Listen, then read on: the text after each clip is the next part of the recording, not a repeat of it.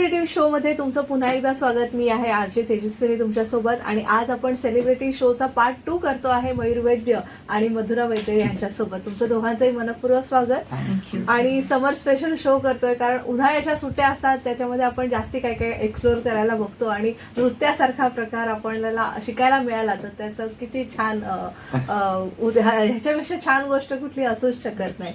कारण कला आपल्याला किती भरभरून देते. गायन असू दे, कथक असू दे किंवा नृत्य असू दे, तबला असू दे किंवा हस्तकला असू दे. तुम्ही मगाशी भरतकामाचा उल्लेख केला.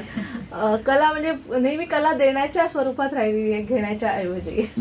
नक्कीच. आता तुमचे जे तुम्ही स्वतः आता एवढे वर्ष शिकल्यानंतर तुम्ही स्वतः काही प्रोजेक्ट्स केलेले आहेत, काही एक्सपेरिमेंट्स केलेले आहेत, त्याविषयी जाणून घ्यायचं आहे. कारण अष्टनायिका पाहिल्यानंतर असं वाटलं की वा, असा दिव्य शो आपण पाहिलाच नाहीये. आणि असं मेस्मरायझिंग आणि असं थक्क आश्चर्यचकित म्हणजे अशा संमिश्र भावना असतात म्हणजे सगळ्या प्रेक्षकांच्या. आणि हे संपूच नाही म्हणजे जरी आपल्या थिएटरचा टाइम होऊन गेला होता तरी पण आपण थोडं कंटिन्यू पण केलं होतं. पण असं हे पाहत राहावं आणि एका वेगळ्या काळात किंवा वेगळ्या झोन मध्ये आपण जातो. आणि म्हणजे मगाशी मी म्हटलं असं स्वर्गाची अनुभूती तुम्ही देता की हे देवदेवतांच्या इथे कसं होत असेल किंवा स्वर्गात देवांच्या समोर जे नृत्य सादर होतं ते. आणि तुमचं तर नावच प्लॅटफॉर्मचं असं आहे की मयूर वैद्य टेम्पल आर्ट टेम्पल. म्हणजे किती छान. म्हणजे अप्सरा कशा नाचत असतील त्या तुम्ही आणि सगळ्या मुली येत होत्या तेव्हा अप्सराच वाटत होता. खरंच तू आता जे म्हणालीस ना, हे बघ कसं आहे ना, पूर्वी याचं मयूर वैद्य डान्स अकॅडमी होतं नाव, त्याच्या आधी नृत्य मयूर होतं. मला ना सतत प्रयोग करायला आवडतात. त्या म्हणजे अकॅडमीच्या नावात सुद्धा मी प्रयोग केले. पण एका पॉइंटला येऊन मी थांबलो की मला असं वाटलं आपण कमर्शियल तर असणारच.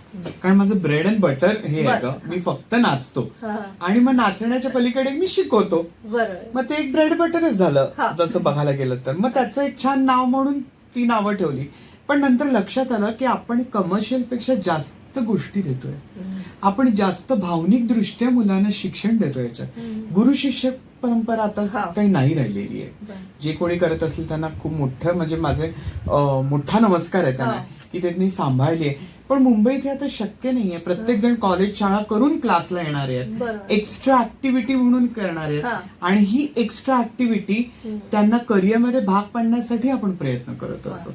त्याच्यामुळे मला असं वाटलं ह्याचा सगळ्याचा सारांश विचार करून की आपल्या नृत्यालयाचं नाव मयूर वैद्य आर्ट टेम्पल असलं पाहिजे. हे मंदिरासारखे. कारण मी स्वतः पूजा करतो आणि मी ती पूजा करायला पण लावतो विद्यार्थ्यांना. आज मयूर वैद्य आर्ट टेम्पल मध्ये असंख्य विद्यार्थी विशारद अलंकार झालेले आहेत, मास्टर्स झालेत.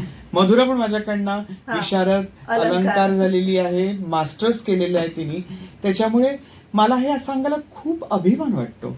आणि माझ्याकडे जे आता टीचर्स आहेत त्या पण मयूर वैद्य आर्ट टेम्पल मध्ये शिकलेल्याच टीचर्स आहेत.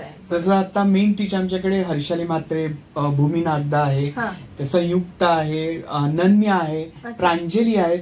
यांचं मला कौतुक का वाटतंय सांगायला. आज ते अलंकार विशारदला आहेत पण ते क्लास पण इतके सक्षम चालवत आहेत की मला असा आनंद वाटतो की आपल्या मागे आपण एक फळी निर्माण केली शिकवण्याची. आणि माझा अटेंडन्स हा क्लासमध्ये 90% असतो. 100 म्हणू शकत नाही कारण माझे ते 10% इव्हेंट्स, माझे प्रोग्राम्स, माझे शूटिंग्स, माझे आणि असं तुम्ही बोलवता मला. मग त्याच्यात सगळं माझा 10% वेळ जात नाही पण तो पण मी आनंदातच घालवतो. मग 90% माझा अटेंडन्स क्लासमध्ये असतो. याच्यात सुद्धा मुलींच्या जेव्हा परीक्षा होतात तेव्हा आम्ही त्यांना खास घरी 8-8 दिवस घरी बोलावून राहून त्यांना एक वेगळ्या पद्धतीचं शिक्षण देतो जेणेकरून मुलांमध्ये तो एक कलाकार म्हणून घडण्याचा कॉन्फिडन्स यावा. या लेव्हलला आम्ही काम करतो आहोत. म्हणून आज आपल्या अकॅडमीला 2025 मध्ये 25 वर्ष पूर्ण झाली. आणि हा प्रवास सहज गेला. मला कुठेही परत सांगतो स्ट्रगल वाटत नाही. फारच लोकांना वाटतं काय स्ट्रगल केलं, मी नाही केलं. मला असं वाटतं जे आपण आनंदात करतो तो स्ट्रगल नसतं, हे आपल्या अंगवळणी असतं. जेवताना स्ट्रगल म्हणतो का? नाही, कारण हे अंगवळणी आहे. तसं नृत्य शिकवण्यात माझ्या अंगवळणी आहे. तर हा 25 वर्षाचा जो स्पॅन आहे मी खूप आनंदात घालवला. आणि मला सांगायला आवडेल की मधुराचं पण आता हे मला वाटतं 5वं वर्ष चालू आहे. 4थं वर्ष स्वरमधुरा म्युझिक अकॅडमी म्हणून ती अच्छा. स्वतः चालवते, कारण ती स्वतः उत्तम Vocalist. गायिका आहे. वा. माझे असंख्य प्रोजेक्ट ती गाते. त्याच्यानंतर म्हणजे घर की खेती सारखं नाही, पण तिला अक्षरशः मी अगदी तिलाही विचारतो की तू गाशील का आपल्यासाठी, मग ती हो म्हणते, मग आम्ही रेकॉर्डिंग करतो. इतकं आमच्या घरात सुद्धा ते आहे. आणि मी कुठलाही कोणालाही आजपर्यंत ऑर्डर केलेली नाही की हे करायचंय, मुलांना सुद्धा नाही, बरं. करशील का, कारण प्रत्येकाला रिस्पेक्ट फार इम्पॉर्टंट आहे. तसं हिनी स्वरमधुरा म्हणून तिच्या गाण्याची अकॅडमी आहे, त्याचे छान विद्यार्थी शिकतायत तिचे.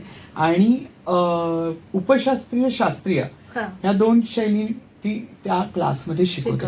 त्यामुळे तोही एक आनंद मिळतो की ते पण विद्यार्थी आमच्या क्लासमध्ये घडत असतात. तर ते मला असं नेहमी वाटायचं की अकॅडमी नृत्य गायन वादनाने अशी भरून निघाली पाहिजे. ते माझं स्वप्न आहे, गुरुकुल करण्याचं स्वप्न आहे. तर या सगळ्याच्या स्वप्नांची वाटचाल आहे आमची. तर मला असं वाटतं की गुरु म्हणून जेव्हा आपण एक टॅग आपल्याला लागतो तेव्हा आपली जबाबदारी वाढते शिकवण्याची. आता हे शिकवता प्रोडक्शन्स करायचे, तर मला नेहमी मुलांचं एखादं काही मी कोरिओग्राफ करतो, त्याच्यातनं एखादी थीम सुचते आणि त्याला मी डेव्हलप करतो. त्याच्यातनच माझे 2 अतिशय सुंदर प्रोजेक्ट आले, ते म्हणजे दशावतार आणि अष्टनायिका. कारण हे दोन्ही विषय मी शिकत असताना माझ्या परीक्षेला मला एवढे फॅसिनेटिव्ह वाटले, ह्याच्यावर आपण काहीतरी केलं पाहिजे.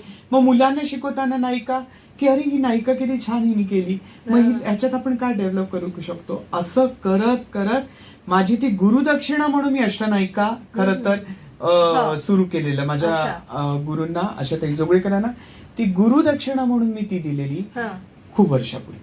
त्याच्यानंतर त्याचे आम्ही 5-6 प्रयोग केले भारतभर. मग त्याचे चेन्नई, बँगलोर, मुंबईत 2 केले. अतिशय प्रतिष्ठित आपलं एक हरिदास संगीत संमेलनात मी ते परफॉर्म केली नायिका. आम द ओनली वन ज्यांनी ग्रुप घेऊन प्रेझेंटेशन केलं त्या ह्याच्या, नाही तर सोलो डुएट परफॉर्मन्सेस होता. तर ते सगळं केलं आणि मग ब्रेक पडला, कारण मग माझं चित्रपट, नाटक हे सगळं सुरू झाल्यामुळे त्याच्यात तो थोडा खंड पडला. पण त्याच्यानंतर मला पुन्हा वाटलं की बाहेर आलं पाहिजे. आणि त्याच्यानंतर मला नायिका मिळाली एक माझ्या आयुष्यातली, तीच अष्टनायिकामध्ये पण सुंदर जाऊ शकते. आणि मी स्वतः नायक असून त्याच्यात नायिका प्रेझेंट करतो 8. तर ती माझ्यासाठी पण चॅलेंजिंग आहे. आणि अशा तऱ्हेने अष्टनायिका प्रोजेक्ट करण्याचं ठरवलं.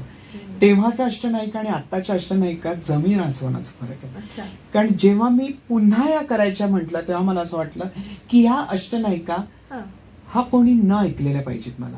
बरोबर. असं का, तर कदाचित मी आज एखादी खंडिता घेऊया. खंडिता म्हणजे नवऱ्या, तिचा जो प्रियकर म्हणा किंवा नवराच म्हणा, जो परस्त्रीकडे जाऊन आलेला आहे, त्याच्यामुळे ते खंडित झाले. तर आपल्याकडे बरेच त्याच्यापैकी आम्ही शिकल्यापासून आता मी गाडीत पण गुणगुणत होतो, काहे को मेरे घर आहे.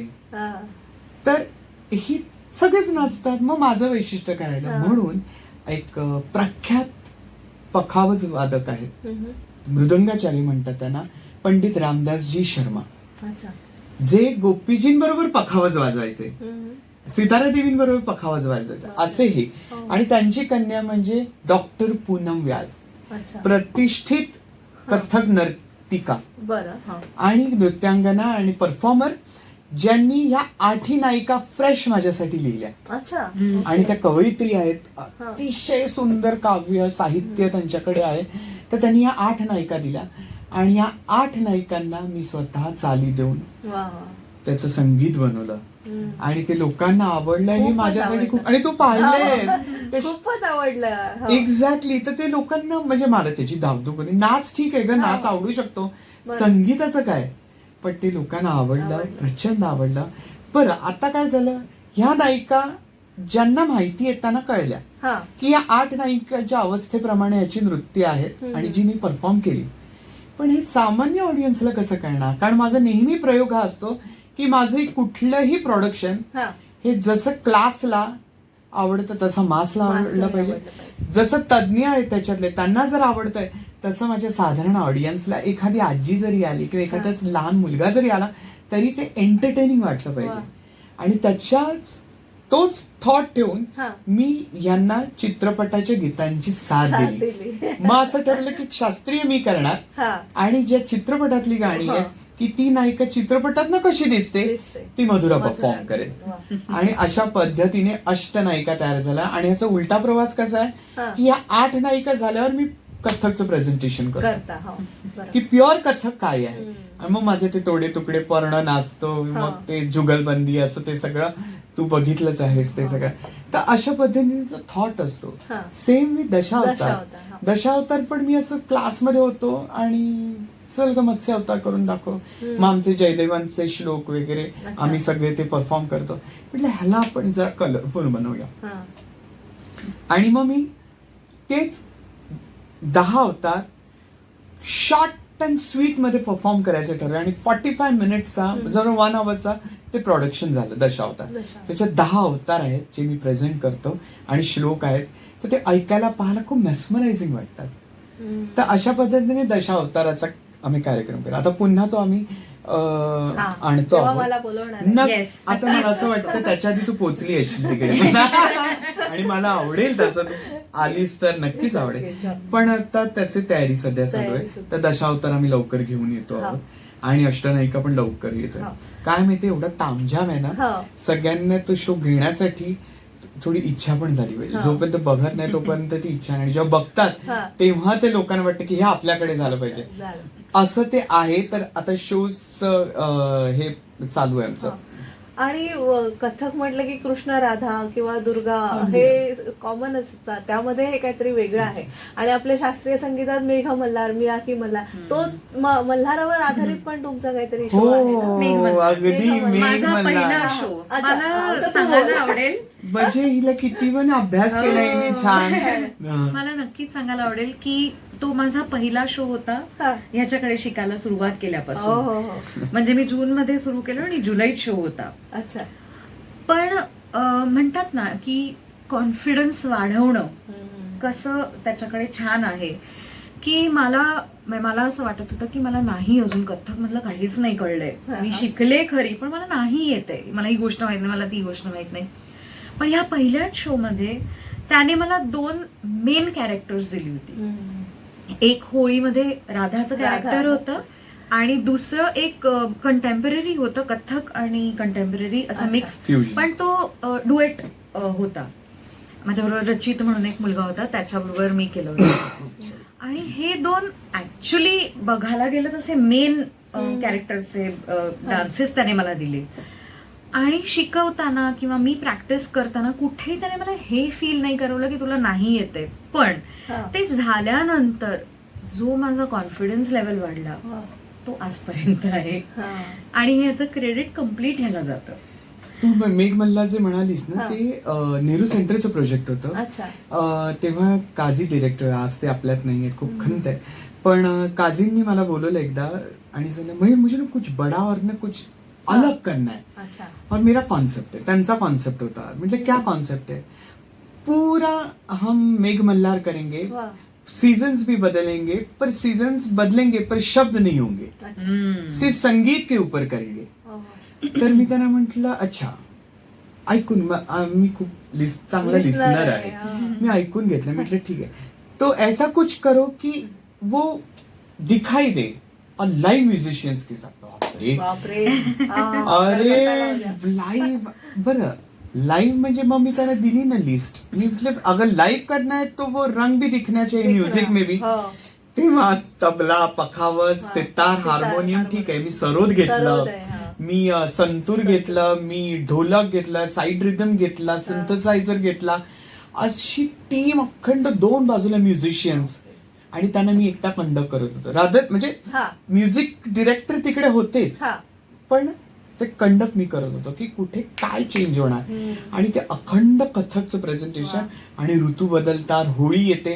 होळी सुद्धा फक्त होली हे हा शब्द हो. आणि बाकी सगळं music. सगळं Music. म्युझिक. म्हणजे सगळा अभिनय होता त्याच्यावरती. त्यामुळे ते इतकं अमेझिंग तो एक्सपिरियन्स माझ्यासाठी खूप त्याच्यात सुंदर तिला होता. राधा करण्याचं कारण म्हणजे ही हा. दिसायला हा, खूपच देखणी छान आहे. म्हणजे छान दिसत होती. तर मी म्हटलं हीच राधा. खरंच पण राधा म्हणून आहे. मी कृष्ण नाही झालो, हा. कृष्ण मी दुसऱ्या कृष्ण मुलाला वेगळा. केलं. अच्छा. कारण तो ऍक्ट होता, मी नाही कृष्ण दिसणार छान हे मला माहिती होतं, पण तो मुलगा सुंदर दिसेल म्हणून राधाकृष्णाचं ते करून मी ते सुरुवात केली. आणि मग त्याच्यानंतर तो कंटेम्पररी मोडवर नेऊन सोडला. असं त्याचं ते म्हणजे काय म्हणतो की जेवढं कथक प्रिय लोक आहेत किंवा शास्त्रीय म्हणूया आपण, शास्त्रीय आवडणारी लोक आहेत त्यांना घेऊन मी सरकलो पुढे पुढे. मग माझ्या वाटते माझे कंटेम्पररी डान्सर्स विद्यार्थी असं म्हणू शकतो ज्यांना ह्याची आवड आहे ते पण ह्याला जोडले गेले. आणि पाहायला गेला कार्यक्रम तर असा कम्प्लीट वेगवेगळ्या शैलीतनं फिरून पुन्हा तो कथ्थकवर लँड होतो. असं ते मेघ मल्हारचं कंपोजिशन आहे आणि प्रत्येक ऑडियन्स ते एन्जॉय करतो. आणि मी कथ्थकच्या याने म्हटलं की तुझ्यावर कथ्थकच खूप सुंदर दिसतं, म्हणजे तुमच्या दोघांवरही कथ्थक फार सुंदर दिसतं. म्हणजे आपल्याकडे आपण भारतात राहतो तर बरेच आर्ट फॉर्म्स आहेत. तो पण मला प्रश्न विचारायचा होता की कथ्थक म्हणजे भरतनाट्यम आहे, कुचिपुडी आहे, ओडिसी आहे, पण कथ्थकच तुम्हाला का म्हणजे तुमचा आवाजच असेल की नाही मला कथ्थकच करायचंय? खरं सांगू असं काही नाही. म्हणजे त्या बाबतीत मी म्हटलं ना आम्ही अनाडीच होतो. मला मावशी मिळाल्या म्हणून कथ्थक मिळालं. मावशी म्हणजे आशाताई जोगळेकर, त्या मिळाल्या. पण कुठलाही मला वाटतं आर्ट फॉर्म तुमच्यावर सुंदरच दिसला असं, डान्स फॉर्म कदाचित. कारण मला सगळे फॉर्म आवडतात, मला प्रचंड आवडतात. एकदा मी दीपक मुजुमदारांकडे जाऊन मी त्यांना नारळ पण ठेवून आलो मला भरतनाट्यम शिकवा. पण आता त्यांची इच्छा नव्हती की काय माहिती नाही, पण ते काही पुढे सरकलं नाही. पण माझी अजूनही इच्छा आहे. किंवा मी सुजाता महापात्र आहेत त्यांच्याकडनं मी ओडिसीचं वर्कशॉप अटेंड केलेलं. त्यामुळे मला शैली शिकायला खूप आवडतं. मला सगळ्या स्टाईल आवडतं आणि एस्पेशली भरतनाट्यम. आणि जसे दीपक मुजुमदार आहेत किंवा वैभव आरेकर आहेत किंवा संध्या पुरेच्या आहेत, यांचं नृत्य बघून असं एनर्जी मिळते मला. म्हणजे खूप छान वाटतं, मला खूप छान वाटतं. आणि मला असं वाटतं की जेवढ्या शास्त्रीय शैली आहेत ना तेवढे जन्म मला नक्कीच मिळतील. प्रत्येक जन्मात एक शैली मी नाचीन. वेल सेड. परत एक पटकन छोटीशी विश्रांती घेऊया आणि आपल्या संवाद, आपल्या गप्पा अशा सुरू ठेवूया. प्रेक्षक सेलिब्रिटी शो समर स्पेशल पार्ट 2 मध्ये आज आपण मयूर वैद्य आणि मधुरा वैद्य यांच्याशी संवाद साधतोय. तुम्ही पाहत राहा आचार्य 90 FM ऑलरेडी.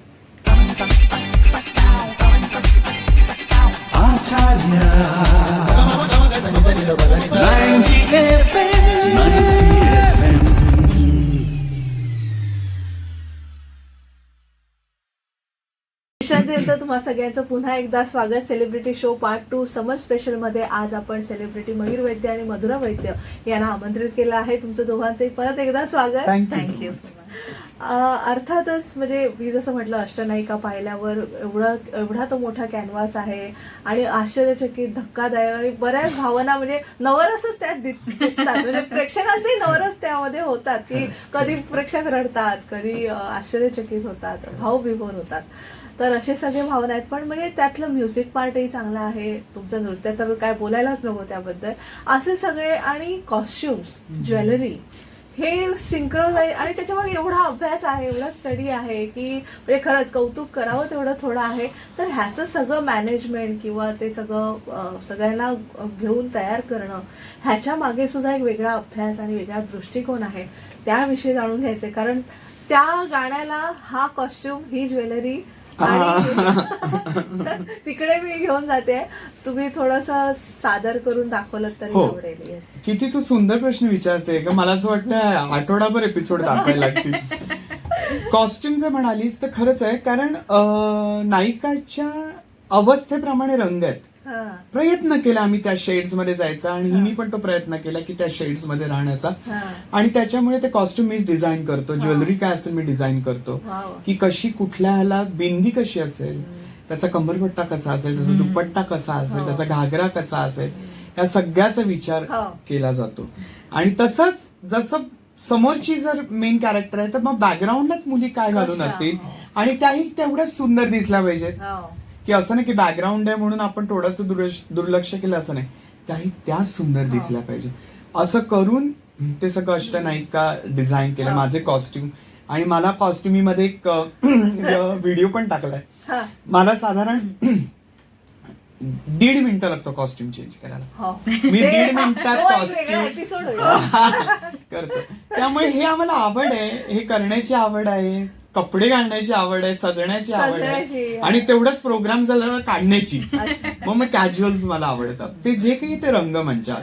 आणि तू असं सादर करण्याचं म्हटलं, जसं मगाशी तूच विषय काढला मेघमल्हार, हा. तर त्याच्यात एक सिच्युएशन आलेली की आता पाऊस येणार हा. आहे आणि त्याच्यावरती मला काही मिळत नव्हतं, कविता किंवा काही लिहिलेलं काव्य. हा. मग मी बसून विचार केला काय करू. तर माझी एक मैत्रीण आहे मनीषाची, तिला मी फोन केला, मनीषा मला मिळत नाही का, तिचं वाचन वगैरे फार सुंदर आहे, अच्छा. मला मिळत नाही तसं. तर ती मला सहज म्हणाली विचार कर आणि लिहायचा प्रयत्न कर. म्हटलं चल, माझं वाचन एवढं नाहीये की मी हा. लिहू शकीन. हा. तर ती म्हणाली तू विचार तर कर. आणि खरंच म्हणजे तिच्या ताकदीने म्हणा, विचारांच्या किंवा माझ्यावर असलेला कॉन्फिडन्स, मी लिहायला घेतली आणि 1 शॉट मध्ये मी लिहून टाकलं.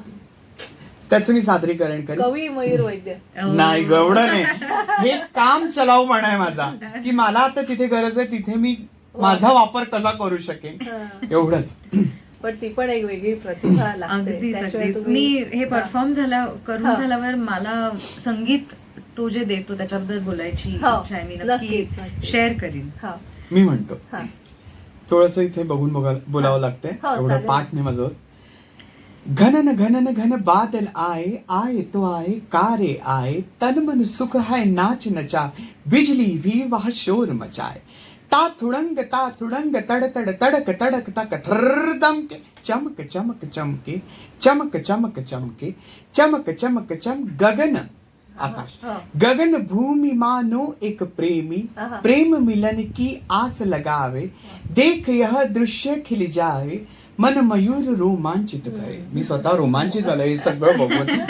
मन मयूर रोमांचित भय, वृक्ष सभी शाखा सुलझाए, मानो गगन से आलिंगन पावे, पक्षी सभी बन बन झूमे है, नील मोर चुपके आए, तकछुम तकछुम तक तक तकछुम तक छुम छुम ता, तक छुम छुम ता, तक छुम छुम ता, थुड़ंग ता तुड़ झिझकिट ता, थुड़ंग ता तुड़ झिझकिट, घिन धड़ान तड़ान दा किड़दा तिट दा, घिन नड़ान तड़ान दा किड़दा तिट दा, घिन नड़ान तड़ान दा किड़दा तिट दा, दौड़ दौड़ हिरन भी आए, छल छलांग वह खूब लगाए, स्थिर अधीर सब गगन को देख, बूंद गिरन की आशा चले, झूम झुलावत जोर जो झकझोर जो, सन न न न न न न सुलझ उलझ कर वायु राजा आवे, अकेली नहीं साथ मल्हार लाए, अकेली नहीं साथ मल्हार लाए, अकेली नहीं साथ मल्हार राय था.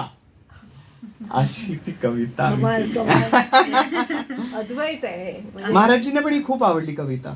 त्यांना मी ऐकून दाखवलेली. माझ्या बर्थडेच्याच दिवशी आम्ही चेन्नईला प्रोग्रामला गेलेलो, त्यांनीच इन्व्हाइट केलेलं.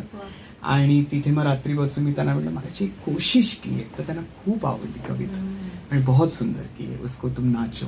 हो. समर स्पेशल मध्ये पाऊस पडला, rainfall. It was a rainfall किंवा वॉटरफॉल. मधुरा जास्त छान सुरात सांगू शकते. आत्ताच Yes. नटराज स्तुतीबद्दल. हा, असंच झालं की आमद आमचा यावेळेस जो होता तो 25 वर्ष कम्प्लीट, आणि त्याची खूप इच्छा होती की ह्या 25ला काहीतरी स्पेशल असायला हवं, तर आपण नटराज स्तुती करूया. आणि असं झालं की आम्ही खूप शोधत होतो पण काही काव्य मिळत नव्हतं. आणि मग असंच काहीतरी एक वेगळं मी गात होते, आतमध्ये रेकॉर्डिंग चालू होतं आणि हा बसला होता बाहेर, म्हटलं काहीतरी बनतंय, ते मला कळलं. Work in progress. हा, मी बाहेर आले, म्हणाला बघ जरा मी हे जरा म्हणून दाखवतो, बघ छान वाटतंय का, म्हणजे सगळं आहे ना व्यवस्थित. मग म्हटलं अरे छान आहे रे, काय आहे, तर ती बनली नटराज स्तुती. आणि त्याची एक बेसिक चाल त्याने त्याच्या मनात होतीच, ती त्याने त्या गायकाकडून गाऊन घेतली आणि त्याने पण हेल्प केली ऑफकोर्स त्या सगळ्या ह्याच्यामध्ये. तर त्याच्या 2 ओळी मला ऐकायची इच्छा आहे. सिद्धेश जाधव म्हणून आहे, माझा खूप चांगला मित्र आहे, छान आर्टिस्ट आहे आणि इतकं सुंदर गातो ना तो, आणि मजा येतो, आनंद आहे. तर मी त्याला एकच शब्द आहे की तू आनंद आहेस, त्याच्याशी बोलताना खूप छान वाटत. त्यांनी नटराज स्तुती गायली, अप्रतिम गायली. गोड मुलगा. आपण तर मी एक आवाजात सृष्टि के तुम पालन करता, कृपा रहे नटराज, सृष्टि के तुम पालन करता, कृपा रहे नटराज। नर्तन कर तुम्ही को अर्पण, नृत्य जीवन सार। नर्तन कर तुम्ही को अर्पण, नृत्य जीवन सार। नृत्य जीवन सार, नृत्य जीवन सार, नटराज। असं ते असं ते छान झालेली आहे ती. असं ते. आणि आता आम्ही नवीन एक चतुरंग बांधलेलं आहे, ते रिलीज होईल आता लवकर. वा. काही वेगळं करायचं होतं हा. आणि मग माझी एक आमची तबला आर्टिस्ट आहे उन्मेषा. अच्छा. तर उन्मेषाने सांगितलं की आपण दादा एक काहीतरी वेगळं करूया, चतुरंग माझ्या डोक्यात आहे. म्हटलं आहे का तुझ्याकडे? नाही. म्हटलं ठीक आहे. म्हटलं जरा मला वेळ दे. आणि एका रविवारी बसून मी चतुरंग बांधलं ते. आणि तन्वी गोरे म्हणून अतिशय सुंदर गायिका जी अष्टनायिकेत पण गायला होती, तिने हे गायलंय. आणि उन्मेषाने त्याच्या तबल्याची साथ दिली आहे सुंदर. आणि मी म्युझिक केलंय, शब्द आणि म्युझिक माझंच आहे. तर ते आता लवकर रिलीज होईल. म्हणजे अक्षरशः तिचा फोन ठेवला आणि हा मला म्हणाला, ह्याचं एक वैशिष्ट्य मला सांगावंसं वाटतं इकडे. म्हणजे मी आता क्लासिकल ट्रेंड आहे, तर मला ह्याचं खूप नेहमी आश्चर्य वाटतं ह्या गोष्टीचं. तो म्हणतो की मला ना एखाद्या रागाची सुरावट ऐकव, त्याचं स्वरमंडल किंवा असं लावून ठेवलं, त्या रागात त्याचं कॉम्पोजिशन तयार होतं. म्हणजे इतकी वर्ष रियाज करूनही कधी कधी आमचा सूर घसरू शकतो, पण हा इतका त्या छान सुरात राहतो.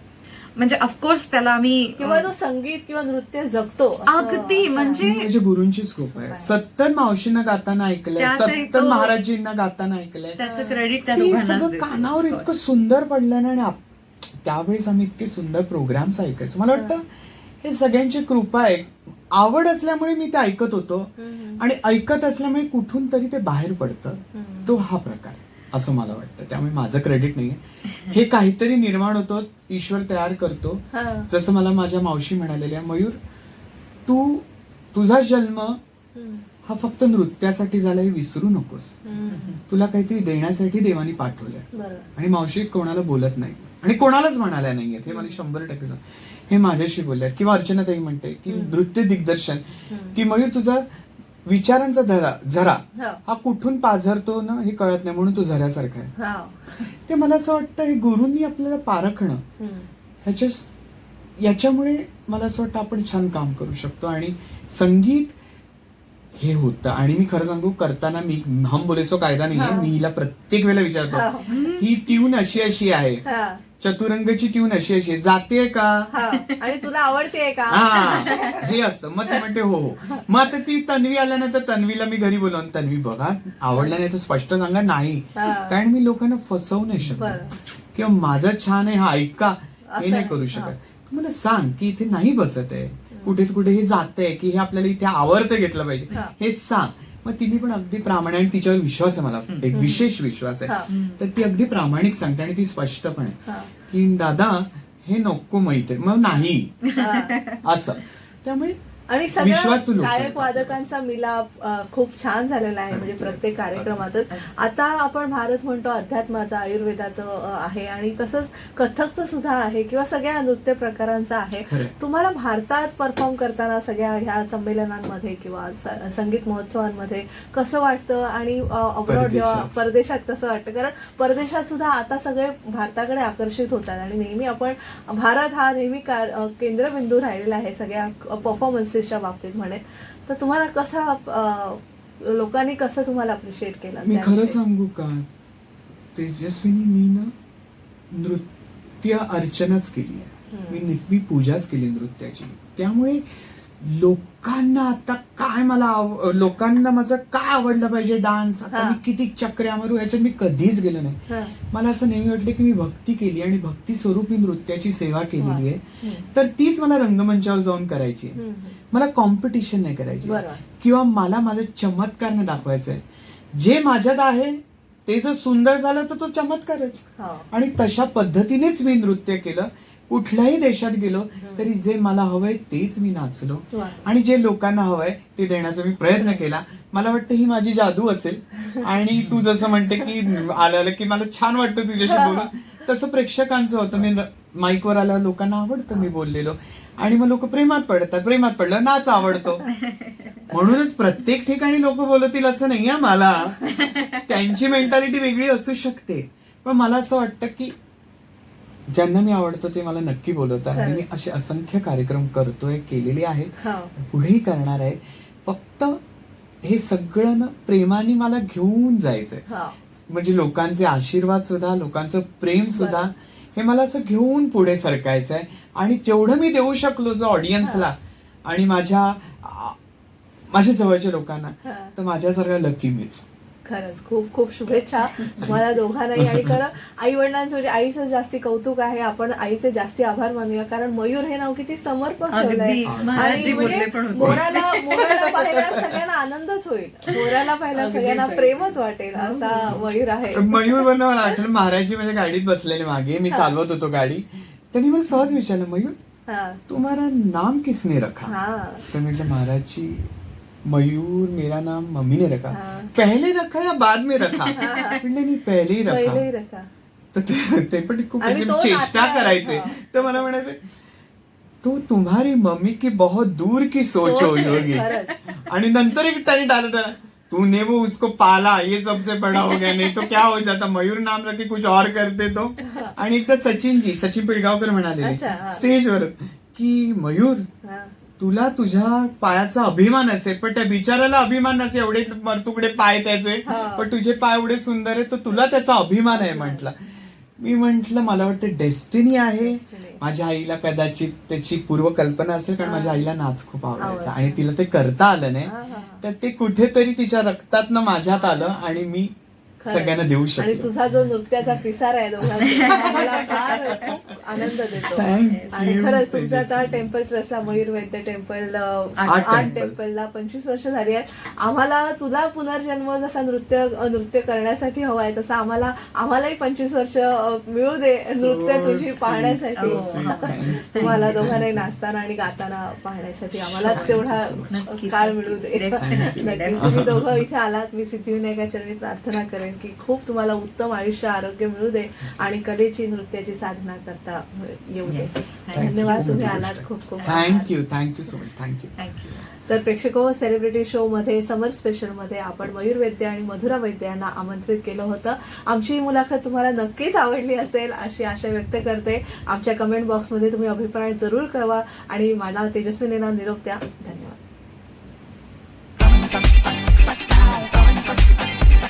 आचार्य